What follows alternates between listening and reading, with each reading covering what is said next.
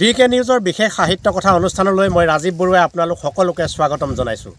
আজিৰ সাহিত্য কথা অনুষ্ঠানত হেমন্ত শীতৰ দুমুজা দিনত আমি মুকলি পথাৰত ফুলা সৰিয়হৰ মাজত কেইজনমান কবিৰ সৈতে আমি কবিতা শুনিম। আমি আজিৰ অনুষ্ঠানলৈ আমন্ত্ৰণ জনোৱা কবিসকলক আমি চিনাকি কৰি দিছোঁ। এয়া মুকুল ৰঞ্জন কোচ, এয়া অনুভৱ প্ৰিয়ম মিৰি, নমস্কাৰ। এয়া অমৰজ্যোতি ঘোষ, এয়া শাৰদী শৰৎ, এয়া হ'ল আমাৰ গায়ত্ৰী চুতীয়া বাইদেউ, এয়া অপৰাজিতা বুঢ়াগোহাঁই, এয়া হ'ল পৰিলীনা দাস আৰু এয়া দীপ শিখা খাউন। আমি প্ৰথমেই DK নিউজৰ অনুষ্ঠানত গায়ত্ৰী চুতীয়া বাইদেউৰ এটি কবিতাৰে আমি অনুষ্ঠান আৰম্ভ কৰিব বিচাৰিছোঁ। কবিতাৰ শিৰোনাম সৈমন্তিক বতাহত আঘোণ। আইৰিক সৰকাচিত জিলিকিছিল ভাগৰত ঢলি নপৰা সপোন।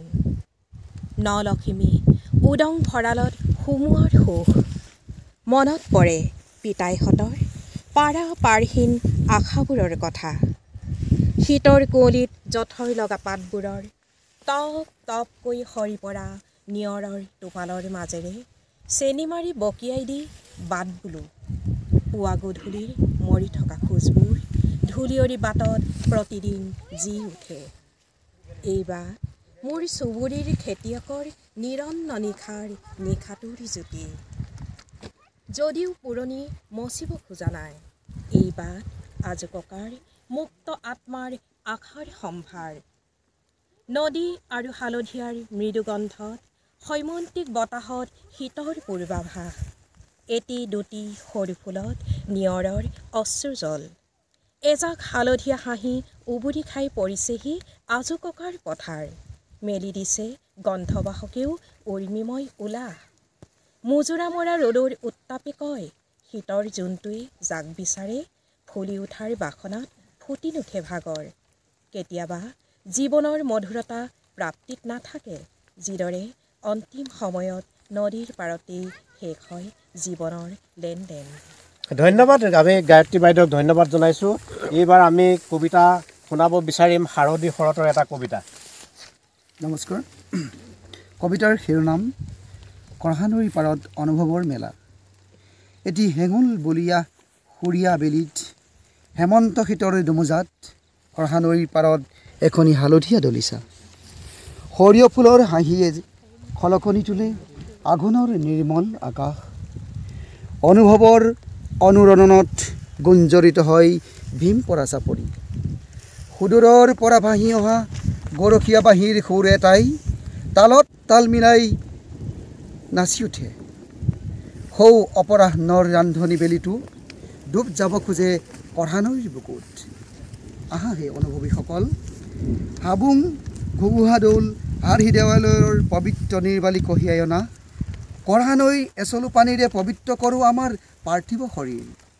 কঢ়ানৈৰ পাৰত পাতোঁ সুমধুৰ শব্দৰ শিল্পৰে চন্দৰ মূৰ্ছনাৰে অনুভৱৰ এখনি মেলা। ধন্যবাদ। ধন্যবাদ। শাৰদী শৰতক আমি ধন্যবাদ জনাইছোঁ। এইবাৰ আমি আহিছোঁ মুকুল ৰঞ্জনৰ কবিতাৰ মাজলৈ। নমস্কাৰ। মোৰ কবিতাৰ শিৰোনাম হেমন্ত ঋতু। হেমন্তৰ আগমনে নান্দনিক কৰি তুলিছে বসুমতীক। হালধীয়া পোচাক পিন্ধা সৰিয়হ ফুলৰ গোন্ধ লাগি সোণবৰণীয়া পকা ধানে কঁকাল ভাঙি ভাঙি নাচিছে কৃষকৰ বিৰিয়াৰ ভাজত বহি। হেমন্তৰ সেমেকা পচুৱা জাক লাগি দুচকুত ভাহি আহিছে শৈশৱত লগৰীয়াৰ হতে নৰাৰ পেঁপা বজাই বজাই লেচেৰি বুটলাৰ সেই সোণোৱালী স্মৃতি। হেমন্তৰ প্ৰথম জাক কিনকিনীয়া বৰষুণৰ ছন্দে ছন্দে ঋতুৰাণীক বিদায় দি শেৱালিবোৰে কান্দিছে হিয়া ঢাকুৰি ঢাকুৰি। নেৱালীবোৰে ৰঙা হাঁহি এটি মাৰি নখোৱা পাতিছে থোপা থোপে ওলমি। কুঁৱলীৰ চাদৰখন ফালি কাঁচিয়লি ৰ'দজাকে নিয়ৰৰ সৈতে অন্তিম বাৰ্তালাপ কৰিছে আগ চোতালৰ দুবৰিত বহি। হেমন্ত মানেই দাৱনীৰ কাছিৰ গিজ গিছনি। হেমন্ত মানেই কঠোৰ পৰিশ্ৰমৰ শেষত কৃষকৰ দুই ওঠেৰে নিগৰি অহা প্ৰাপ্তিৰ এমুকুৰা হাঁহি। ঘামাক্ত অভক দেহৰ মৃত সঞ্জীৱনী। হেমন্ত মানেই ভৰ দুপৰীয়া ৰবাব টেঙাৰ জ্যোতি। ধন্যবাদ। ধন্যবাদ। মুকুল ৰঞ্জনক আমি ধন্যবাদ জনাইছোঁ। এইবাৰ আমি আহিছোঁ অমৰজ্যোতি ঘোষৰ কবিতাৰ মাজলৈ। নমস্কাৰ। কবিতাৰ শিৰোনাম আঘোণ। তই আহিলেই মোৰ পিতায়ে দুখৰ বোজা পাহৰি সুখৰ তৰা গণে। আৰু আয়ে সেই তৰাবোৰ সোণালী পথাৰত মুঠি মুঠিকৈ বান্ধে। আঘোণ এক কথাত ক'বলৈ গ'লে তই যে মোৰ কৃষক পিতাইৰ বুকুৰ আপোন, হেঁপাহৰ সপোন। আন এটি আঘোণক লৈ লিখা মোৰ কবিতা আঘোণ। আঘোণৰ পথাৰত পিতাইৰ কান্ধত সোণগুটিৰ সহিব নোৱাৰা ভয়, শৰীৰত ঘামৰ উত্তাপ, তথাপিও পিতাইৰ নাই কোনো দুখ ভাগৰ, মুখত কেৱল এমুকুৰা হাঁহিৰে আবিষ্ট। পিতায়ে জানে আঘোণ মানেই নহয় দুখ, দুখৰ পিছত কৃষকে আজৰি অনা এমুঠি অনাবিল সুখ। ধন্যবাদ। আমি অমৰজ্যোতি ঘোষক ধন্যবাদ জনাইছোঁ। এইবাৰ আমি অনুভৱ প্ৰিয়ম মিৰিৰ কবিতাৰ মাজলৈ আগবাঢ়িছোঁ। নমস্কাৰ। কবিতাৰ শিৰোনাম আঘোণ। আঘোণ মানে খেতিয়কৰ ব্যস্ততাপূৰ্ণ সময়। আঘোণ মানে ইপাৰ সিপাৰ নমনা পাৰাপাৰহীন নিয়ৰৰ সাগৰ। আঘোণ মানে বগা কুঁৱলীৰ চাদৰ, উৰণি লৈ থকা উনগতি দাননি। আঘোণ মানে সোণালী সোণালী পতাৰ, দাৱনীৰ মুটি মুটি কাম মাতো কাম, কেচ কেচ কাঁচিৰ মধুময় জংকাৰ। আঘোণ মানে ডাঙৰীৰ জিৰিক জিৰিক মাত। আঘোণ মানে লখিমী সাদৰাৰ সন্দিক্ষণ। আঘোণ মানে কৃষকৰ অপোন বুটলা কিয়ন। আঘোণে হাতে বেতে আয়োজন কৰে নকুৱাৰ উৎসৱ, ৰবাব টেঙাৰ জ্যোতি। আঘোণে লয় আনে কৃষকৰ স্ফূৰ্তি, আঘোণে লয় আনে কৃষকৰ সুখৰ ঠিকনা। আঘোণে দি থৈ যায় বৰালৰ ভৈভৱ, আঘোণে দি থৈ যায় যি টকাৰ সম্বল। গাঁৱৰ সিমূৰৰ পৰা সিমূৰলৈ এতিয়া আঘোণৰ মধুময় কুণ্ড। ধন্যবাদ। এই অনুভৱ প্ৰিয়ম মিৰিলৈ আমি ধন্যবাদ জনাইছোঁ। আৰু এইবাৰ আমি পৰিলীনা দাসৰ কবিতাৰ মাজলৈ আগবাঢ়িছোঁ। কবিতাৰ শিৰোনাম আঘোণ। মূৰৰ ঘাম মাটিত পেলাই নাঙলৰ শিৰলোত পিতায়ে দেখিছে সপোন।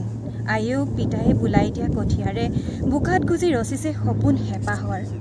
আইৰ পিতাই সপোনে এতিয়া ভৰপক মৰাৰ সময়। কঙালীৰ শূন্যতাক ঠেলি পথাৰৰ বঙিয়াই আহিছে সোণগটীয়া আঘোণ। আঘোণৰ মাদকতাই অনেক, প্ৰকৃতিৰ অপৰূপ সৌন্দৰ্য আৰু হেমন্ত শীতে ধুই নিকা কৰা মাহটোৱেই যে হ'ল আঘোণ। লখিমী আহি সোণালী পথাৰৰ বুকুৱে বুকুৱে সিঁচি যায় সোণগুটি। শীতৰ নিহালিখন এৰি বুকুত পোৱাৰ কোমল ৰদালিক সামৰি আঘোণৰ বাটে বাটে বাট বলিছে আইৰ সপোনে। সাৰ পাই উঠিছে আইৰ কাঁচিখনে। সোণগুটিয়ে আলিংগন কৰিছে আইৰ কাঁচিখনক। কাঁচিৰ ঝনঝননিত নামি আহিছে আঘোণ।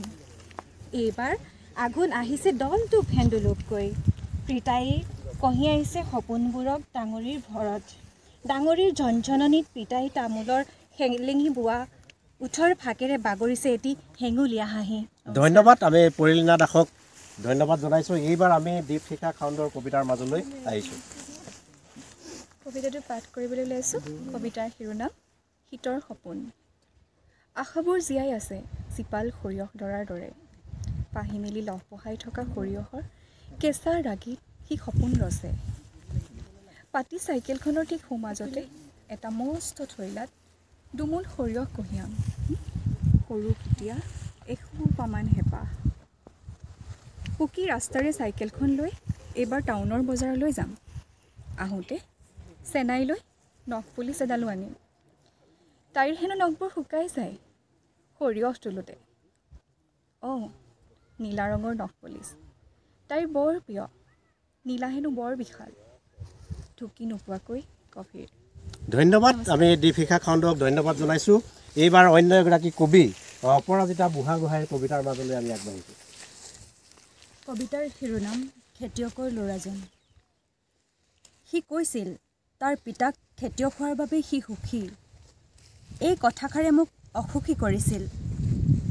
আভিজাত্যৰ দোলনাত দলিব বিচাৰোঁ, বিলাসী গাড়ীৰ গ্লাছেৰে চাব বিচাৰোঁ ৰঙীন পৃথিৱী। শীততাপ নিয়ন্ত্ৰিত কোঠাৰ বতাহ বিয়পাব খোজোঁ দেহত। বোকা মাটি আৰু মানুহৰ কথা শুনিবই নোখোজোঁ। কথাবোৰ কৈ আছিল খেতিয়কৰ ল'ৰা, শাওনৰ বোকা মাটি, আঘোণৰ এটি সোণোৱালী হাঁহিৰে। কথাবোৰত ৰবাব টেঙাৰ গোন্ধ এটা বিয়পি পৰিছিল। কথাবোৰে বেলি ফুলৰ দৰে ৰ'দৰ মুখলৈ চাইছিল। কথাবোৰত পথৰুৱা সুৰ এটা আছিল, আছিল সৰিয়হ ফুলীয়া সুবাস। সি কৈছিল বানে বুঢ়াই আই হয় কমলা কুঁৱৰী, পিতাৰ নাঙলৰ জোৰে সাৰ মানে। পইতা ভাতৰ পুতনিৰে গুচাই ভোকৰ হেঁপাহ। শুনিব নিবিচৰা কথাবোৰ। বহাগক কপালত বান্ধি লৈ জেঠুৱা মুগাৰ চুমনি। ধেনুভিৰাই হাতত বাটলুগুটি জাক জাক কাউৰীয়ে সোণহেৰীয়া হেঁপাহক ঠোঁটেৰে ডকচি খায় চুহ চুহ উচ্চতাই খহাই মোক আজি মই হাউনি বোকাৰ পথাৰ মোৰ বুকুৰ উশাহ হেঁপাহৰ ৰং আজি মই আঘোণী শ্যামলিমা সপোন জীৱনক জীৱন দিবলৈ আৰু খেতিয়কৰ ল'ৰাজন এজোপা বটবৃক্ষ যাৰ ছাঁত জিৰাই ৰ'দে পুৰা মানুহ হেমন্ত শীতৰ এই দুমোজা দিনত ফুলা সৰিয়হৰ পথাৰৰ যি পৰিৱেশ এই পৰিৱেশেই সুকীয়া ফুলা সৰিয়হৰ পথাৰত মৌমাখিৰ গুণগুণ উৰি যায় এজাক বগলীৰ এনেহেন মায়াময় প্ৰাকৃতিক পৰিৱেশত এজাক কবিৰ অনুভৱৰ পদ্যৰে সজাওঁ আজি সাহিত্য কথাৰ এই বিশেষ অনুষ্ঠান কবিতাৰ শিৰোনাম ফাগুন শীতৰ নিহালিখন এৰি কুঁৱলীৰ অৱগুণ্ঠন ঠেলি ধূলিৰ উৰণি টানি চঞ্চলা গাভৰুৰ আচল উৰুৱাবলৈ প্ৰকৃতিৰ বুকুলৈ দুষ্ট ফাগুনৰ নিতে আগমন ফাগুন তোৰ যাদুকৰী শব্দত নিতে সাৰ পাই গাভৰুৰ হৃদয়ৰ ৰঙীন সপোন তোৰ আচলতে আচল এৰি পলাশ মদাৰ শিমলুৱে চুমিছে আকাশ ফাগুনৰ বৰষুণজাকে কঢ়িয়াই আনিছে এসাগৰ ভালপোৱা তাইৰ বুকুতেই মূৰ গুজি শুই পৰিছে উন্মনা প্ৰেমিক পলাশ মদাৰ শিমলুৰ আবিৰে পক্ষীৰ সুললিত কাকলিৰে প্ৰকৃতিৰ বুকুত উন্মনা ফাগুনৰ নব্য সংযোজন চঞ্চলা ফাগুনৰ পচুৱাজাকে পদূলিৰ প্ৰেমিকক দি গৈছে বসন্তৰ আগলি বতৰা উতনোৱা ফাগুনে দি গৈছে আপোনজন অহাৰ আশা শিমলু ফুলা মানে প্ৰেমৰ বতৰা শিমলু ফুলে দিয়ে ফাগুনৰ বতৰা তুমি ফাগুন নিবিচাৰিবা ই কাৰোবাৰ বাবে বোৱাই নিয়ে বিষাদৰ হাজাৰটা নিজৰা আৰু কাৰোবাৰ বাবে এমুকুৰা হাঁহিৰ সফুৰা তুমি ফাগুনক সানি ল'লেও মই গাত মেৰাই দিম বসন্তৰ কুঁহিপাতৰ আল ফুলীয়া ৰিহা নমস্কাৰ টংনিগড় গৰখীয়াবোৰ আহে প্ৰয়োজনত জিৰণি লয় আৰু এৰি গুচি যায় শূন্যতা আৰু নিৰ্জনতাৰ পৰিসীমাত অকলশৰীয়া হৈ ওলমি থাকে টংনিগড় গৰখীয়াবোৰ ডকা সময়ত মুকৰিত হৈ থাকে টংনিগড় বাঁহী আৰু ঐনিতমৰ সুৰত মগন হয় ৰিপ ৰিপকৈ নাচি সুতে জোৰ মলয়াই ৰাতি যিমান গভীৰ হৈ আহে কা পৰি জিন যায় টংনিগড় তেতিয়া নিজৰ হবিয়নে কোনো নাই সুখ দুখৰ সমভাগী হ'বলৈ গাঁৱৰ পৰা সমাজৰ পৰা তেওঁৰ পৰা এতিয়া বহু নিলগত টংনিগড় শূন্যতা আৰু নিৰ্জনতাত ওলমি থাকি তেওঁলৈ মনত পৰে তেওঁ স্পৰ্শ কৰা আঙুলিৰ পৰা দেহলৈ চাই তেওঁৰ শৰীৰৰ উপস্থিতি অনুভৱ কৰে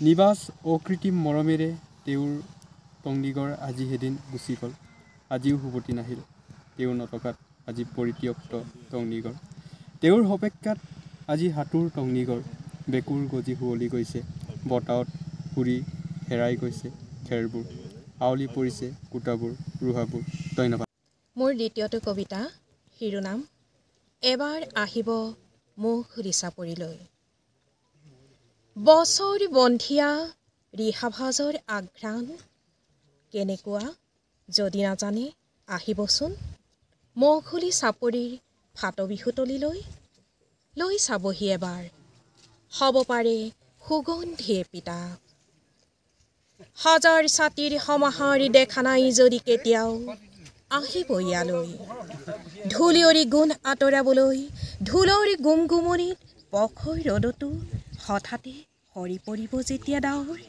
তেতিয়া দেখিব